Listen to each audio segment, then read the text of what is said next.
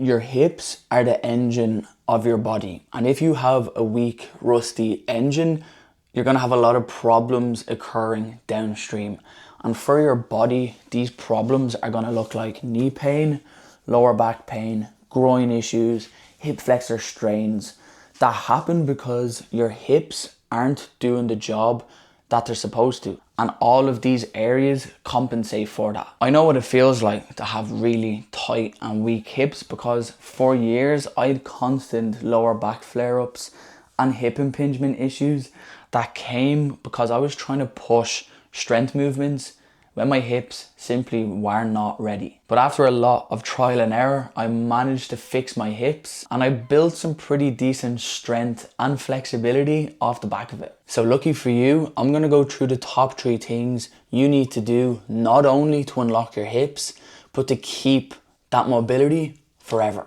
The first thing basically everybody needs to do is open the back of their hips. Due to our modern lifestyles, people spend way too much time sitting, which leads to them becoming super compressed at the back of their hip joint. This often leads people to develop super poor posture, inactive glutes, and poor pelvic control. And the symptoms of these issues often look like super tight hip flexors, hip impingements, groin issues, tight hamstrings. It can also lead to lower back or knee flare-ups when strength training or running. The best way to start opening the back of your hip is starting on the floor. Movements like an active pigeon are really good because they teach you to be active at the back of your hip. So when you're in a position like this, you want to think about pushing your knee into the ground while loading into the back of the hip. So notice I'm not hinging or bending through my spine. I'm actually trying to sit back into my hip. So spending time daily in a position like this, simply just pulsing, is going to be super helpful. You can also add in movements like a 90-90 pigeon, which isn't going to be as effective for the joint itself, but it is going to open up those glute muscles and it's still going to target the joint. But eventually we want to make it up onto our feet so we can start improving our ability to hinge properly. Most people, when they hinge, flex through their spine, which is why they get lower back issues. And the reason they do this is because they're so compressed through here that they physically cannot load the back of their hips. That's why starting off on the ground is important, because it gives you the opportunity to open up the back of your hip joint. So when you come up onto your feet to work through hinges, it's much easier and you're gonna see a lot more progress. I also recommend working on movements like hip airplanes to help open the back of your hip, because movements like this are gonna help with your hinges, but they're also going to help improve hip rotation, which is going to help us better access our glutes, which overall is going to help us open up the back of our hips. It's also very important to always be trying to improve our ability to forward fold, to not only open the back of our hips, but also that entire posterior chain. And we can do this with movements like elephant walks, or you can simply just hold this forward fold position. If you have super tight hamstrings, just elevate your hands. The reason this is so important, because when we can open our hips, we can engage our glutes, which is gonna fall right into number 2, which is loading your hips. When it comes to improving your hip mobility and strength, loading your hips is so important. But if you don't know what I mean by loading your hips, let me use this example. People often find themselves in this position when they have lower back pain, or they're just trying to improve their hip mobility.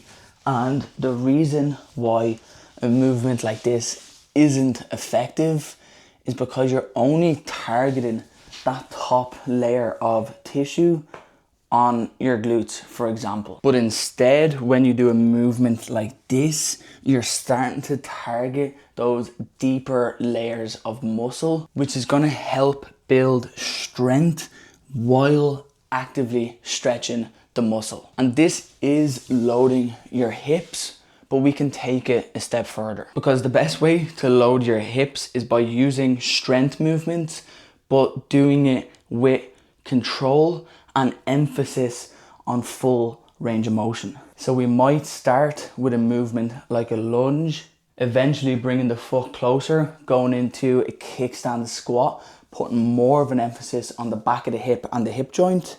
Then you can start doing lateral movements like Cossack squats. Before you know it, movements like this are gonna become very easy. When you load your hips with the emphasis of control and range of motion, it is so effective, because you're not only targeting the top layer of muscles, you're targeting the deepest layer of muscles and connective tissue in your hip joint. So you're building strength and you're building mobility that's going to last a lot longer, because you're physically changing the internal structures of your hip. And loading your hips becomes so much easier when you open the back of your hips, because when you come into movements like squats or even movements like Cossack squats, you're able to use your glutes properly, which gives you proper hip stability so you can get more out of the movement. Number 3, which was arguably the most important thing from my own personal journey,